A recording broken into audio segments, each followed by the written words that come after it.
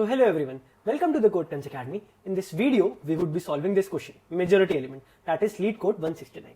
तो यार ये हमारा DSA प्रिपरेशन सीरीज का एक कंटिन्यूशन वीडियो है जिसके अंदर हम एरेज एंड स्ट्रिंग्स अभी फिलहाल में कर रहे हैं एंड हम 2-3 क्वेश्चन ऑलरेडी सॉल्व कर चुके हैं. You can check out that videos and तो let's read out this problem statement. यार ये काफी फेमस सी प्रॉब्लम है जो कि एक ऑप्टिमाइज्ड एल्गोरिथम पे बेस्ड है, that is Moore's voting algorithm.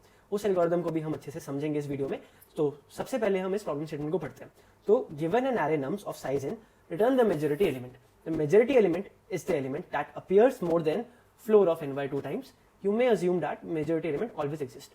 तो यार मेजॉरिटी एलिमेंट वो एलिमेंट है जो कि हाफ से ज्यादा बार हमारे एक एरे में अपीयर हो रहा है और अपन एक अजम्पशन ले सकते हैं कि मेजॉरिटी एलिमेंट ऑलवेज एरे में प्रेजेंट होगा. तो यार कुछ एग्जांपल देखते हैं यहाँ पे. जैसे हमारे पास ये नम्स गिवन है तो इसका साइज क्या है 3. तो 3 का फ्लोर क्या हुआ हमारे 3/2 दैट इज 1. तो 1.5 का फ्लोर हमारे पास 1 ही आया ना. तो जो एलिमेंट 2 या 2 से ज्यादा बार अपीयर होगा यहाँ पे उसको हम रिटर्न करवा देंगे. तो हमारे पास यहाँ पे 2 बार 3 रिपीट हो रहा है तो हमने इसको यहाँ पे रिटर्न करवा दिया. 3 हमारा आउटपुट आ गया. वैसे ही एग्जांपल 2 है. तो इस एरे का साइज है हमारे पास 7 एंड 2 इज अपीयरिंग 4 टाइम्स. तो इसलिए हमारे पास यहाँ पे 2 रिटर्न हो गया. और कंस्ट्रेंट्स हमें यहाँ पे गिवन है इस तरह से और एक फॉलोअप भी गिवन है. क्या आप इस प्रॉब्लम को लीनियर टाइम और कांस्टेंट स्पेस में सॉल्व कर सकते हैं? तो सबसे पहले हम एक कुछ और भी अप्रोच देखेंगे. एक बार हम हैश मैप यूज करके देखेंगे, फिर उसके बाद हम एक ऑप्टिमल एल्गोरिथम की तरफ मूव करेंगे, that is Moore's voting algorithm. So now let's take a look at the solution of this problem. So before moving on to the optimal algorithm we will discuss some more approaches. तो Moore algorithm पे जाने से पहले हम कुछ approach देखते हैं. तो यार ये हमने उसके लिए कोई भी एक रैंडम एरे ले लिया जिसके अंदर हमारे पास मेजॉरिटी एलिमेंट प्रेजेंट है. तो यार एक अप्रोच हम यूज कर सकते हैं कि हम हर एक कैरेक्टर की फ्रीक्वेंसी यहाँ पे काउंट करें एंड जिस कैरेक्टर की सबसे ज्यादा फ्रीक्वेंसी हो, बिकॉज हमारे पास ये तो गारंटीड है ना कि यार मेजॉरिटी एलिमेंट तो प्रेजेंट हो गई, तो हम फिर उस एलिमेंट को रिटर्न करवा देंगे. तो उसके लिए हम क्या कर सकते हैं, टाइम कॉम्प्लेक्सिटी हमारी डिपेंड करेगी. फॉर एग्जाम्पल अगर हम एरे यूज करते हैं फ्रीक्वेंसी काउंट करने के लिए या फिर हम हैश मैप यूज करते हैं, ठीक है. अगर हम एरे यूज करते हैं, एरे हम किस केस में यूज करेंगे, अगर हमारा नम्स एरे रिलेटिवली स्मॉल होगा तो हमारे पास उस केस के अंदर टाइम कॉम्प्लेक्सिटी हो जाएगी ऑर्डर ऑफ एन. वो तो हमारा सेम रहेगा. और स्पेस कॉम्प्लेक्सिटी भी हमारे पास क्या रहेगी, ऑर्डर ऑफ एन. तो ये कांस्टेंट स्पेस वाला सॉल्यूशन नहीं रहेगा बिकॉज हम यहाँ पे एक फ्रीक्वेंसी एरे बना रहे हैं, ठीक है. वैसे अगर हम हैश मैप यूज करते हैं तो हमारे पास time complexity order of N log N भी जा सकती है एंड स्पेस कॉम्प्लेक्सिटी अगेन हमारे पास ऑर्डर ऑफ एन के करीब रहेगी अगर हमारे पास ज्यादा एलिमेंट्स है तो, बिकॉज हैश मैप से रिट्रीव करने में कभी कभी हमें एन लॉग एन टाइम लग जाता है. तो अब ये तो हमारे पास कुछ अलग सॉल्यूशंस है. अब हमें इसको इंप्लीमेंट करना है कांस्टेंट स्पेस में. तो यार उस चीज के लिए हमें यहाँ पे डिस्कस करना पड़ेगा हमारा ऑप्टिमल एल्गोरिथम जो कि है हमारा मूरेज वोटिंग एल्गोरिथम. तो यार मूरे वोटिंग एल्गोरिथम को थोड़ा सा अब यहाँ पे एक बार मैं यहाँ पे हेडिंग डाल देता हूँ, मूरे वोटिंग एल्गोरिथम. तो यार मूरे वोटिंग एल्गोरिथम में हमारे पास ज्यादा कुछ नहीं होता. हमारे पास 2 वेरिएबल होते हैं, एक एलिमेंट और एक होता है हमारे पास काउंट.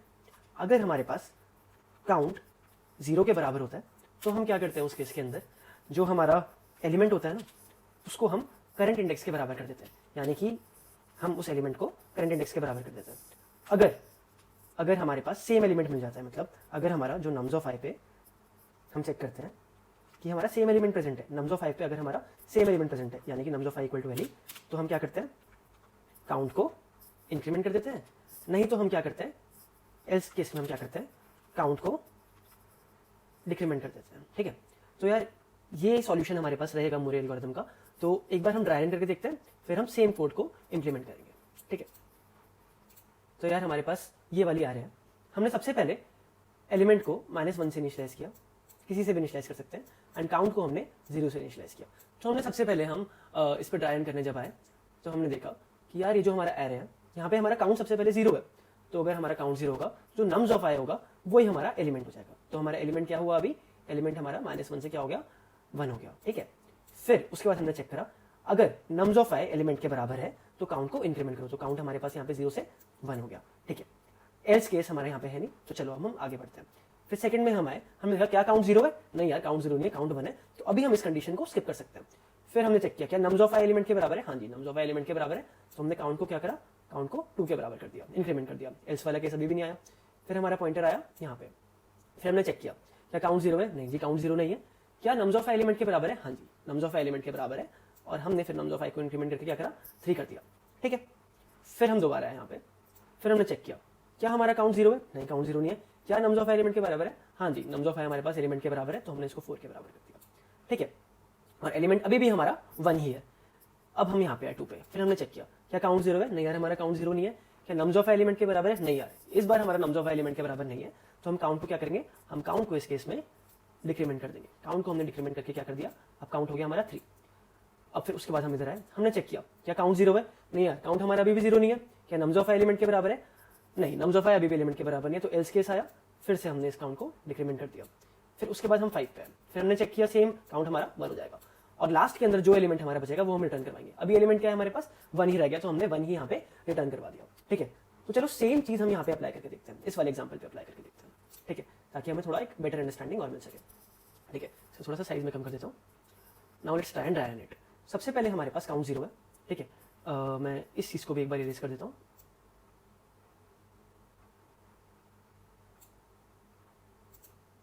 ठीक है, सबसे पहले हमारे पास क्या है, काउंट 0 है। काउंट 0 है और तो हमने क्या करा, एलिमेंट क्या हो गया हमारा, नम्स ऑफ i के बराबर। एलिमेंट इस केस में क्या हो गया हमारा, 2 हो गया। फिर उसके बाद हम नेक्स्ट कैरेक्टर पे है। नेक्स्ट कैरेक्टर क्या है हमारा, क्या काउंट 0 है, नहीं यार काउंट 0 नहीं है, काउंट यहाँ पे हमारे पास 1 था। क्या हमारा nums of i equal to element है, हाँ जी हमारा nums of i equal to element है। तो हमारा काउंट बढ़ के क्या हो गया, 2 हो गया जी। ठीक है, काउंट बढ़ के 2 हो गया। तो अब हम इस वाले इंडेक्स पे है, क्या हमने देखा कि क्या नम्स ऑफ i एलिमेंट के बराबर है, नहीं यार नम्स ऑफ i एलिमेंट के बराबर नहीं है। तो हमारा काउंट डिक्रीमेंट होके 1 हो गया। फिर दोबारा हमने चेक करा, फिर दोबारा हमारा काउंट यहाँ पे डिक्रीमेंट होके 0 हो गया। फिर हम यहाँ पे आए, हमने देखा क्या नम्स ऑफ i एलिमेंट के बराबर है, नहीं यार नम्स ऑफ i एलिमेंट के बराबर नहीं है।